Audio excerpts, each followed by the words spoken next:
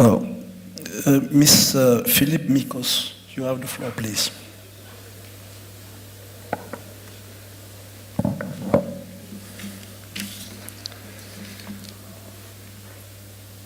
Bonjour à tous. Un grand merci aux organisateurs pour cette conférence qui a été vraiment un moment très important pour tous pour confronter nos expériences autour de la justice et de la réforme de la justice. En tant que représentant de l'Union européenne, je suis très heureux d'être là et je voudrais remercier non seulement l'organisation mais aussi l'accompagnement de nos hôtes. J'avais une présentation en PowerPoint. Peut-être elle peut être lancée, sinon, bon, on fait ça. Monsieur le Président, Monsieur Gomija a déjà présenté le rôle des jumelages, particulièrement celui avec l'Institut supérieur de la magistrature. Je vais essayer de parler un peu plus généralement de l'institution, de l'instrument jumelage et comment il s'insère dans les actions de l'Union européenne en appui à la justice, et tout particulièrement au Maroc. Nous avons entendu parler jusqu'à maintenant du rôle de la justice, la séparation des pouvoirs. Il reste à discuter un peu quel peut être le rôle des partenaires, et l'Union européenne est heureuse d'être un partenaire du Maroc dans la mise en œuvre de la réforme. L'expérience au Maroc est une expérience exemplaire du rôle qu'il peut avoir un partenaire technique et financier en appuyant une réforme très importante pour le Maroc, mais une réforme importante pour tout pays qui se lance dans la modernisation et dans le développement de son système judiciaire. L'instrument du jumelage a été introduit au Maroc en 2004 avec la nouvelle politique européenne du voisinage. C'est un instrument qui est utilisé fréquemment dans les pays en cours d'élargissement, et la politique du voisinage l'a adopté et l'a mis en œuvre dans l'ensemble des pays du voisinage Est et Sud. Depuis 2014, il est géré par le ministère de l'économie et des finances, donc une approbation totale par nos partenaires marocains. Et c'est un signal fort, je pense, de l'intérêt que le Maroc porte à cet instrument. Depuis 2004, 53 projets ont été financés pour un total de quelques 50 millions d'euros et qui ont été mis en œuvre dans plusieurs secteurs. Gouvernance, finances publiques, protection des consommateurs, surveillance des marchés, enseignement et formation, etc. C'est un outil qui est censé accélérer la mise en œuvre d'une réforme, partager les expériences entre administrations, entre pairs, l'administration européenne et l'administration de nos pays partenaires, et qui permet de, comme disent les Anglais, jump start, c'est-à-dire passer outre un peu les tentatives avortées dans l'une ou l'autre réforme dans les pays européens et passer directement sur ce qui a marché et comment est-ce que les pays qui fournissent l'expérience technique ont pu passer outre à ces problèmes. Comme vous voyez, la répartition des projets s'étale sur plusieurs secteurs. Le secteur principal, 17% des financements ont été attribués gouvernance, transparence, finances publiques, donc tout ce qui est l'administration publique, le fonctionnement de la machine publique, puis la protection des consommateurs, 13%, l'enseignement, formation, éducation, 10%, et ainsi de suite. L'ensemble des secteurs qui ont bénéficié de jumelage. Quand on regarde, next slide, merci. Quand on regarde la répartition, comment est-ce que le jumelage s'insère dans les autres instruments de financement de l'Union européenne, nous avons un portefeuille d'1,3 milliard d'euros de financement en cours.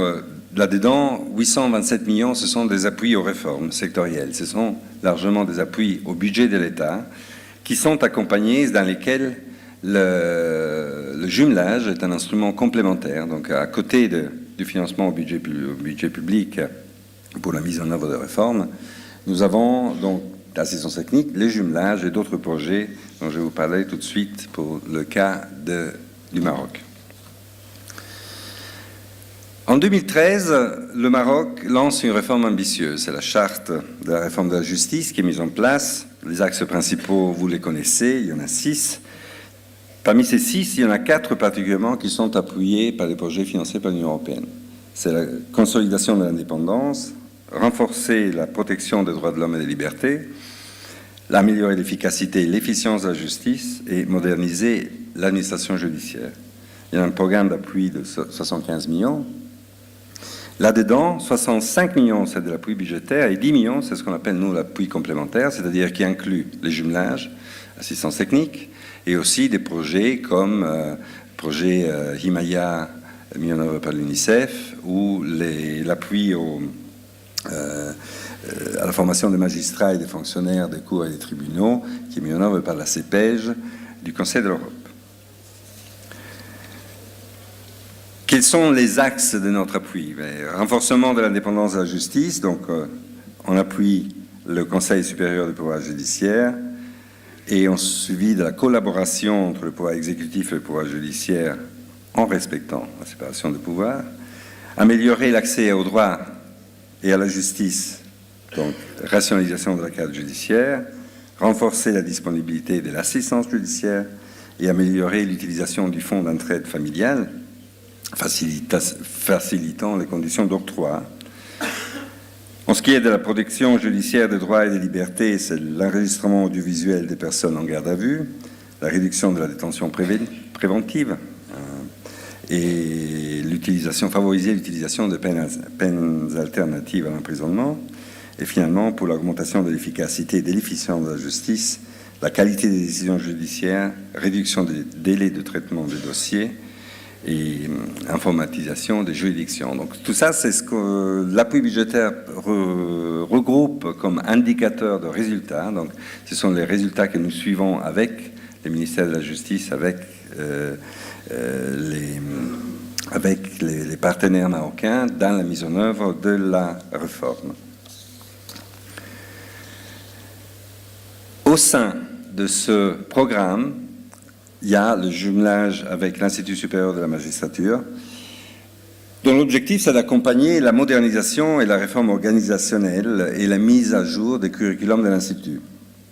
2 ans, novembre 2017, novembre 2019, 1 million d'euros, comme l'a mentionné M. Goumija. Il s'articule autour de 6 composantes. Donc la première, c'est le soutien au processus de convergence vers les meilleures pratiques européennes. Ça, c'est vraiment l'esprit même du jumelage, de partager les pratiques européennes mises en œuvre par les États membres, et donc avec comme résultat améliorer ces pratiques et les assimiler sur le plan institutionnel. Deuxième composante, c'est la restructuration de l'administration, donc accompagner les efforts de restructuration de l'administration de l'ISM, et moderniser la gestion de la formation. Il faut que ça c'est le résultat, l'ISM puisse mettre en place une gestion autonome du personnel et de son action de formation dans le nouveau contexte institutionnel, étant donné que cet institut a le rôle... Sorry, Mr. Mikos, you have passed half time. It's okay. But no more than 1 minute. But you're going to give me back this minute. Okay. Troisième composante, c'est la mise à niveau des curricula et la création d'un portefeuille de modules de formation qui répondent aux exigences de l'acquis et des bonnes pratiques. Quatrième composante, la formation de formateurs, donc création d'un corps de formateurs professionnels pour pouvoir transférer plus facilement et avec efficacité les résultats mis en place. Et la cinquième composante, c'est une composante sur la communication et la visibilité, pour que l'ISM et son nouveau rôle soient reconnus par les partenaires institutionnels, soient reconnus par l'ensemble des bénéficiaires. Je termine avec un résumé de celles qui sont les avantages et les inconvénients de l'instrument de jumelage, comme ils ont été évalués par une évaluation que nous avons conduite au Maroc l'année passée. C'est un instrument qui est efficace pour la convergence réglementaire, pour la convergence normative, la convergence des pratiques, la convergence des modes de faire, à condition d'avoir une idée claire d'où est-ce qu'on veut aller. Le conseiller résident du jumelage, qui est le coordonnateur des assistances et des expertises en provenance des États membres et à disposition du ministère national, le coordonnateur doit avoir, comme le temps est relativement court, c'est 2 ans maximum, doit avoir une feuille de route extrêmement claire et pouvoir exécuter sa mission si on veut que le jumelage soit un succès. Très positif pour ce qui est la modernisation des administrations. Comme je l'ai dit au début, ça permet de sauter les étapes de tâtonnement, de recherche, en utilisant les bonnes pratiques qui sont reconnues au niveau international et qui, en Europe, peuvent bénéficier de l'expérience de 28 États membres. Positif pour ce qui est de la performance des ressources humaines. Là où le bas blesse, c'est comment est-ce que les effets du jumelage atteignent les bénéficiaires. C'est-à-dire là où on peut encore faire des améliorations et où la conception du jumelage peut travailler, c'est comment atteindre les bénéficiaires. Dans notre cas, ce sont les justiciables. Comment améliorer l'efficacité, par le jumelage, l'efficacité du système judiciaire pour les justiciables. Et bon, ça c'est un problème récurrent, comment mieux intégrer dans le fonctionnement du jumelage des questions qui sont plus horizontales, comme la question de genre et ou la question de l'environnement. Merci beaucoup de votre attention. C'est très bien, c'est nous qui vous remercions pour votre capacité de synthèse et d'adaptation très rapide. Merci.